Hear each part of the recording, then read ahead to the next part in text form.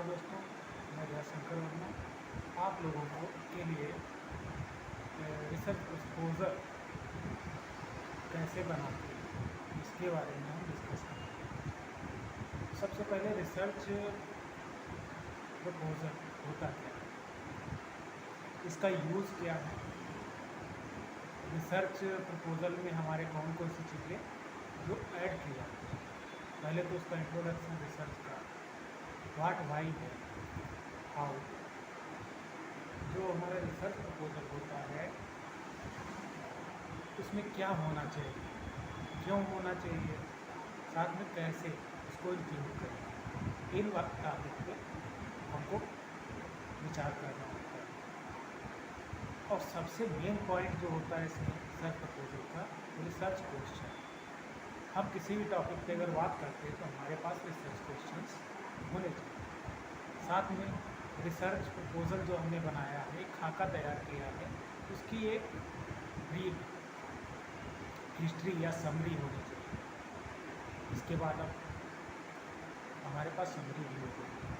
फिर second step आता है हमारा जो साहित्य होता है, हमारे रिसर्च से रिलेटेड ढेर सारी बुक हैं, ढेर सारी वेबसाइट्स, ब्लॉग हैं या लेक्चर हैं, इनके बारे में हमको ढेर सारी जानकारी होनी चाहिए।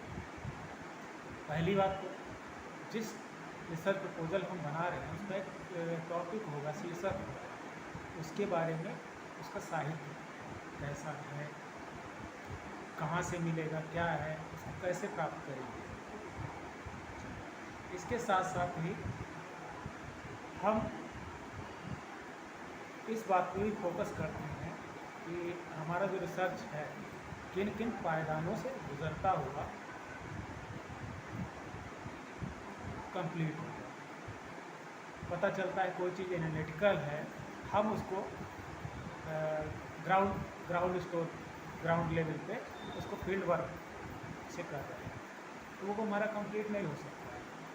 या जिसमें हमको फील्ड वर्क की ज़रूरत है उसमें हम एनालिटिकल नहीं कर सकते हैं, उसके जो हमारे रिसर्च के ढेर सारे मेथड्स होते हैं उनको अप्लाई करते हैं।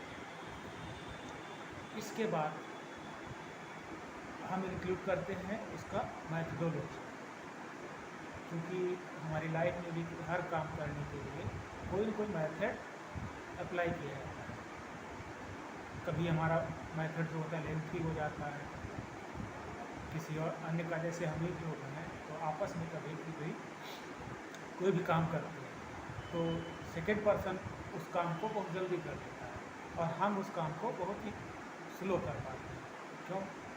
क्योंकि हमारा जो तरीका है काम करने का वो डिफरेंट है।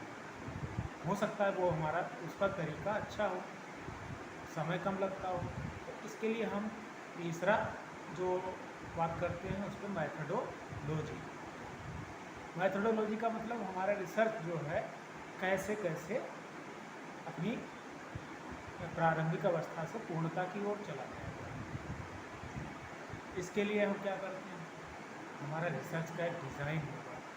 जैसे हम घर बनाते हैं तो उसके लिए पहले नींव बनाई जाती है, फिर उसके बाद स्टेप बाई स्टेप कॉलम लिए जाते हैं। कॉलम के बाद हम धीरे धीरे दीवारों को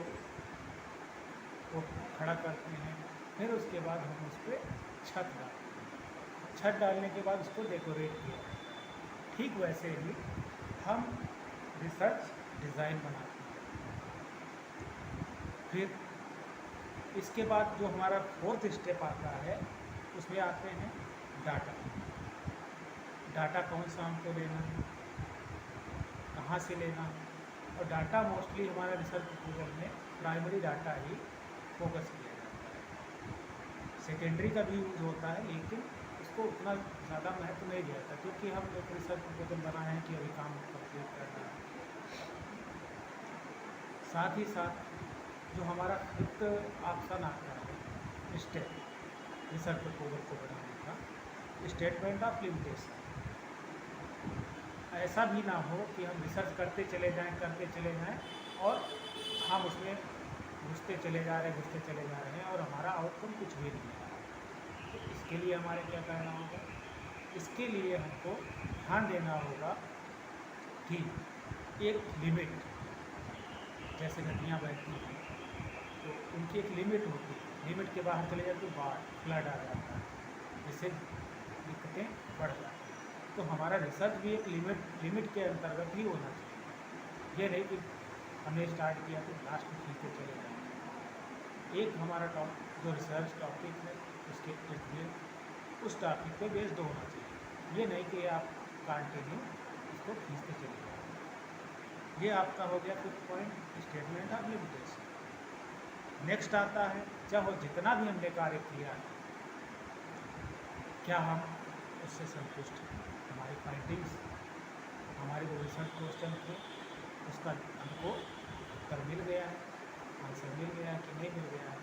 साथ ही हमारी जो प्रक्रिया थी, हमारा रिसर्च कंप्लीट करने की जो प्रक्रिया थी तो कहाँ तक वो हो पाई, सार्थक हो पाई। साथ ही साथ हमने ये जो रिसर्च किया है, हमने जो खोज की है, इसका क्यों किया गया था और इसका क्या बेनिफिट हमको मिलेगा। इसके साथ साथ ही हमारा जब कोई काम पूरा हो जाता है वो हमारे लिए बेनिफिशियल है, सोशल के लिए हमारे उपयोगी है कि नहीं है, इस पर ही फोकस करना है। पता चलता है कि हम बहुत ढेर सारी मेहनत कर लिए लेकिन उस मेहनत का कोई फल नहीं मिला। इसलिए हम अपने रिसर्च को एक बार फिर से हम रिसर्च के स्टेप्स के बारे में रिसर्च प्रपोजल के लिए सबसे पहले हमको जानकारी होनी चाहिए उसके बारे में, इंट्रोडक्शन यानी परिचय। किस चीज़ का, जो टॉपिक हम ले रहे हैं टॉपिक का एक, कि ये टॉपिक मैंने क्यों लिया, पार्ट क्या है, क्वेश्चन क्या है, रिसर्च क्वेश्चन, इसको हम क्यों ले रहे हैं, कैसे इसको हम अपनी बात को रखेंगे। सेकेंड आता है रिव्यू, क्या इससे जुड़े हुए जो हमारे रिसर्च टॉपिक है इससे जुड़े हुए साहित्य उपलब्ध है कि नहीं। फिर थर्ड स्टेप आता है हमारा, हम अपने रिसर्च को कंप्लीट करने के लिए किन किन स्टेप को फॉलो करें। ये हमारा आता है थर्ड नंबर, रिसर्च अप्रोच। फिर इसके लिए हमारा डाटा कलेक्शन, डाटा कहाँ से कलेक्ट करेंगे, आपका प्राइमरी डाटा होगा, साथ ही साथ सेकेंडरी डाटा का भी हेल्प हम ले सकते हैं। साथ ही साथ जो हमारा फिफ्थ पॉइंट आता है, इसमें बताया गया है कि हम रिसर्च को एक लिमिट, एक दायरे के अंतर्गत ही उसको कंप्लीट करें। इतना कंप्लीट होने के बाद हमारा रिसर्च आता है, रिसर्च का कंक्लूजन, हमने जितना भी काम किया है उसको कैसे कंप्लीट हुआ है, किन किन स्टेप को हमने फॉलो किया है, क्या क्या चीज़ें कमियां रह गई उसमें, क्या क्या चीज़ों को और ऐड किया जा सकता है, आउटकम्स क्या होंगे, और हमारी रिसर्च के बारे को आगे अगर कोई इस पर रिसर्च करना चाहे तो आगे क्या वैकेंट रह गया है, कुछ कमियां जो रह जाती हैं उसको हम आगे रिसर्च में कंप्लीट करें। Thank you.